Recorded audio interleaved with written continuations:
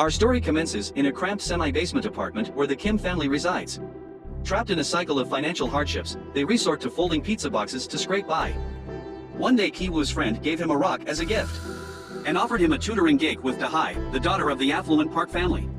Seizing the opportunity, Ki-woo hatches a scheme to position his sister, Ki-jung, as an art therapist for the Park's younger son, Da-sung. This masterful manipulation sets the stage for the Kim's gradual integration into the Park family's world. They decided to use different names and hide their true relationship.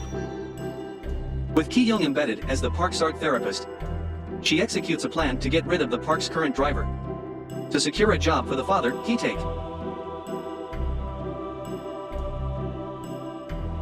The plan was successful and Mr. and Mrs. Park decided to fire the driver. Ki-jung then exploits Mrs. Park's gullibility to recommend her father for the vacant job. It was a success, and Mr. Park was amazed by his driving. With the three of the Kim family embedded in the household, they staged a scheme to oust the current housekeeper using her allergic reaction to peaches. They made it look like Moon-gwang, the housekeeper, have an extremely severe illness. And again, it was a success. Mrs. Park decided to get rid of Moon-gwang. The Kim family made a fake calling card of a fake housekeeping agency. Ki-taek gives it to Mr. Park, ensuring that the Parks will call it, and they did.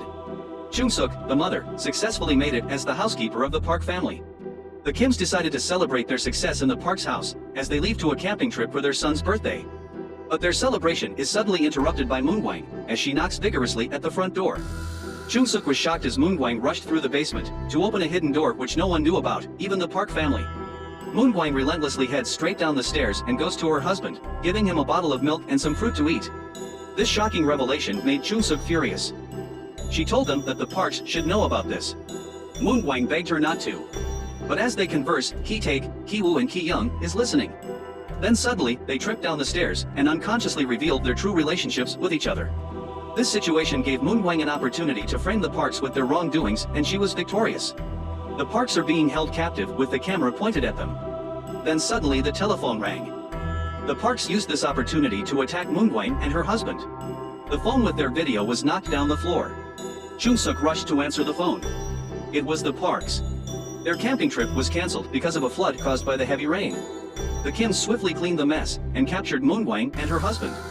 Caught in the moment of sudden arrangements, Chung-sook knocked down Moon-gwang with a kick. She fell down the stairs and knocks her head on the wall. Ki-taek checked on her and knew right away that it was a serious injury. He decided to tie down her husband, not knowing that Moon-gwang is about to lose her life. The Parks rushed to hide themselves as Mr. and Mrs. Park decided to lie down in the living room. Ki-taek overheard them talking bad about him. A few hours passed, they fell asleep and the Kims used this opportunity to get out of the house. As they rushed to their home at the semi-basement apartment, they noticed that the flood had gotten into their neighborhood and ruined their belongings. Ki-woo gazed at the rock given to him by his old friend, with seemingly dark thoughts on his mind. They decided to spend the night at the evacuation area. Meanwhile, in the basement of Park's house, Moon-gwang made it to see her husband for the last time. She spoke in her last words. Her husband panicked and furiously presses his head in the switch to send out a Morse code signal, hoping that someone would come to rescue. Da-sung decoded the message. But no one came.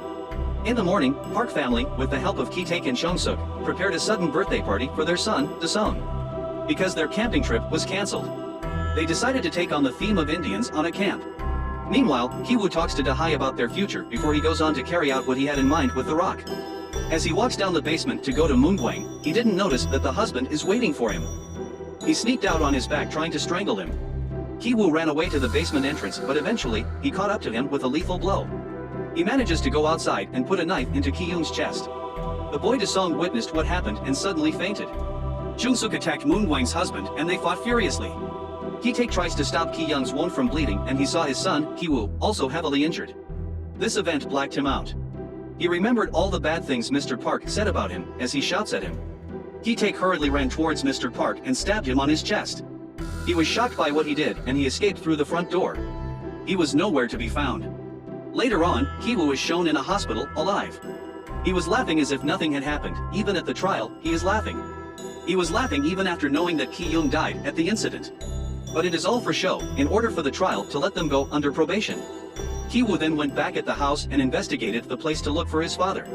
And noticed the light blinking as if someone is sending a message. He rushed home and decoded the message till he fell asleep. It is then revealed that his father hid himself in the basement of the house and he is the one sending the message through Morse code. He managed to survive the days by getting food from the fridge of the new house owner. He sends signals every day until the day his son reached it. Ki-woo worked hard to be successful and he manages to buy the house. Ki-taek finally walked out of the basement and reunited with his son. This is where the story ends. Thank you for watching.